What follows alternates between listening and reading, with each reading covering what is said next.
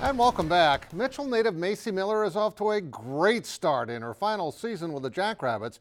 For the 10th time in her brilliant career, she is the Summit League's Player of the Week. She scored 23 at Central Michigan and then had a double-double in the win over Creighton. Now, she does so many things to help her team win.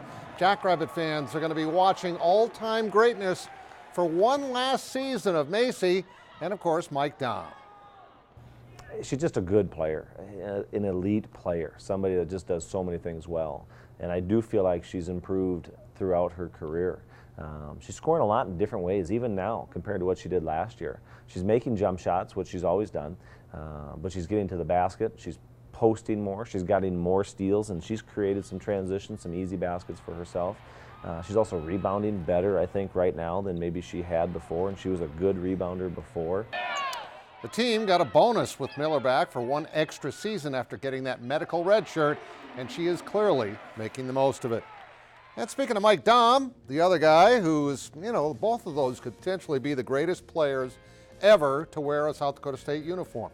Dahm had 28 points, 13 rebounds today against Tulane, but the Jacks lose 84-80.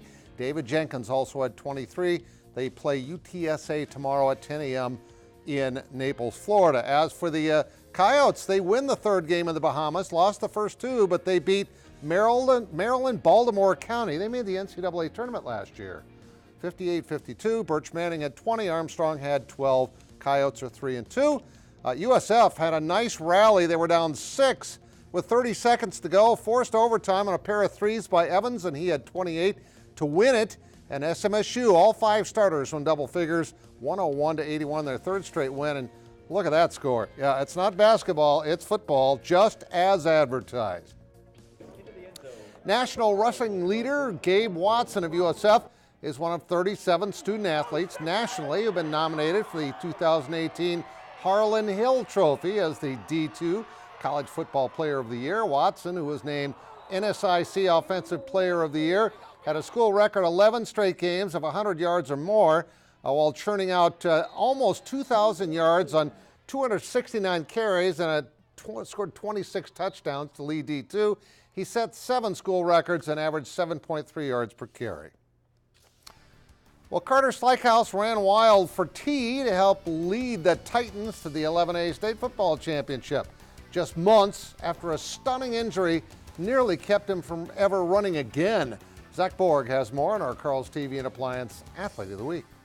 Wearing number 1, Carter Slykehouse. Though Carter Slykehouse has shown that he can use his arm effectively. Yeah, I used to be a quarterback back in middle school, so it's fun to throw the ball every now and then. It's his legs that make the T-Titan running back a threat to score. I like to be the best on the field every time I step on it. Making it shocking to realize just how close Slykehouse came to losing one of them after a freak injury last June at Augustana's summer team camp. I was hitting the leg with a helmet, and that pressure just started building up throughout the day, and started losing feeling in my foot later that night, and then went to the hospital, found out it was compartment syndrome. A condition more commonly seen in car crash victims, blood clots formed after Slykhouse's first surgery to relieve the pressure, mandating an additional surgery which could have required the amputation of Carter's leg. He said the best case scenario coming out of this is probably a permanent foot drop, and even that scared me. It couldn't have gone better, and I give all that credit to Dr. Potter. He did an amazing job. And the injury didn't scare Slykehouse away from football. Well, even when he came back, he couldn't do anything. He was at every open field, every practice we had, with the kids, lifting. I mean, he was at everything. I mean, he's our leader. Turning Carter's nightmare of a summer into a terror for teams he faced. Slykehouse ran for more than 1,100 yards and had nearly 500 receiving, all the while rushing, catching, and throwing touchdowns and playing cornerback on defense.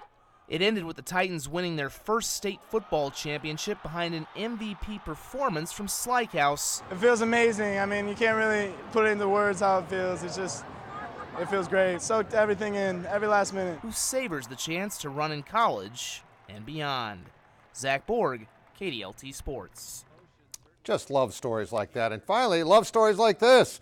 Leanne Williamson's team won the Summit League Championship yesterday in Denver on Denver's home floor. There's Haley Dotseth. She had 17 kills for them. It looked like Denver was going to win it, but the Coyotes would rebound after falling down 2-1. Here's Denver taking a lead at 2-1, but it was all Coyotes after that, as Taylor Wilson had a huge game. She had 24 kills. Dotseth had 17. And again, USD going to their first ever NCAA tournament. We find out Sunday night who they will play. And that's sports. We'll all be right back.